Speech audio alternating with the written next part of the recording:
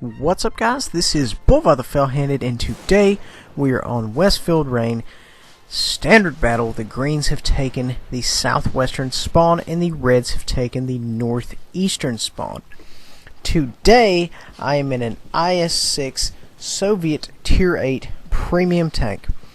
Now the gun on this thing is very monstrous. It runs a 122.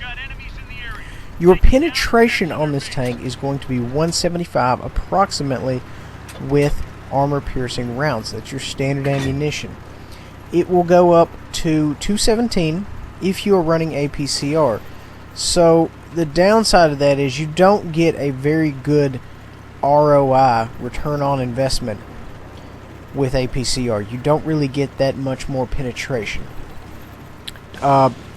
42 is actually the penetration bump you get, and a lot of the tier 8s, you know, if you're going to be up there around 250, 255.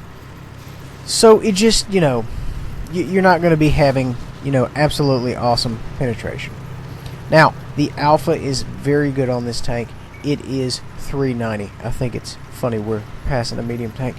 390. So it does actually do tier 10 damage. That's the standard damage of your tier 10 medium, your E50M, your Leopard, your STB, things like that. Now, here comes the bad part. 0.46 accuracy. Accuracy is completely horrible. It's massive. The reticle is the size of a pie plate, and it takes a long time to scope in.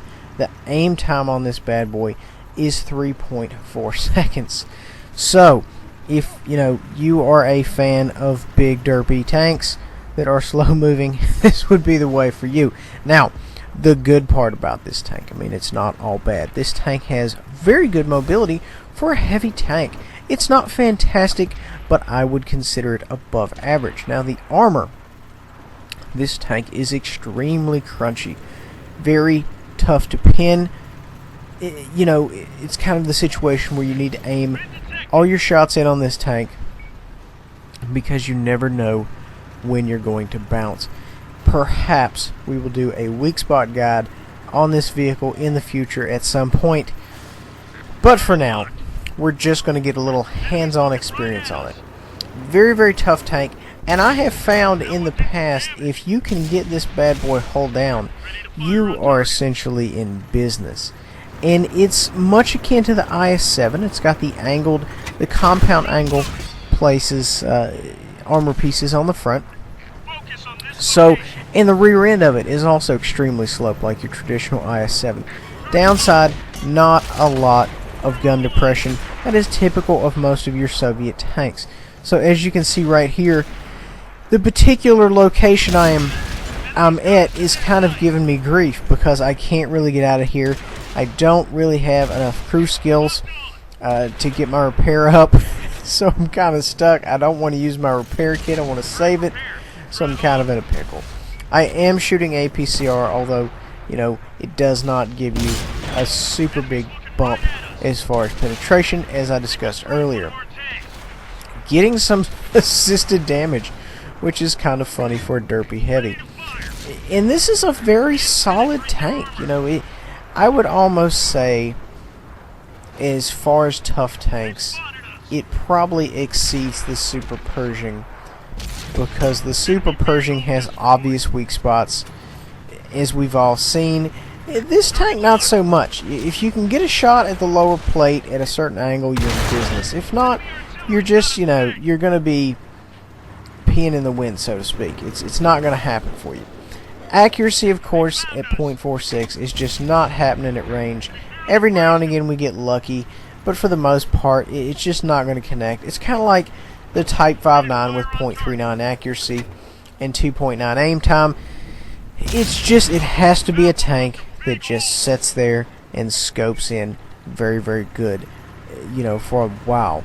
A good fixed position tank for both of these, the 59 and the IS-6, because once you're in a fixed position, your hull down, your side scraping, aside from your micro movements, the reticle is not actually going to bloom that much. So that's something that you may want to consider. Now, as far as proper use of the armor, you know, this is the first game in this vehicle, so it's not going to be absolutely outstanding.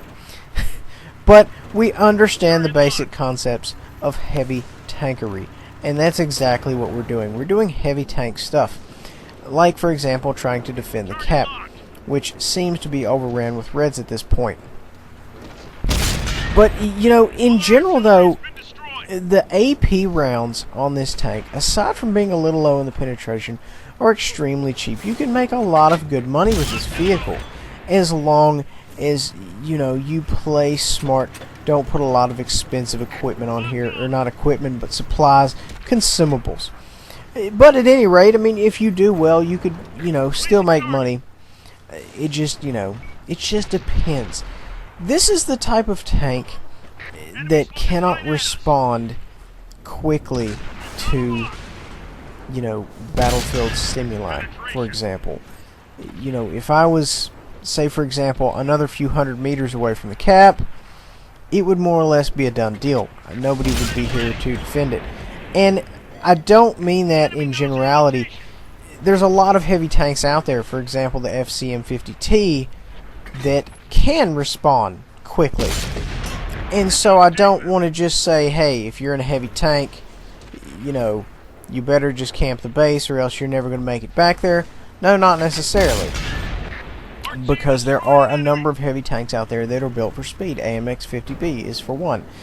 They mainly tend to be French, but that's okay. I mean, you know, the gun, it just seems to troll sometimes, and sometimes it's just spot on accurate. I don't know how to feel. 390 Alpha, though, really ends up leveling the playing field if you can just get out there and sling it.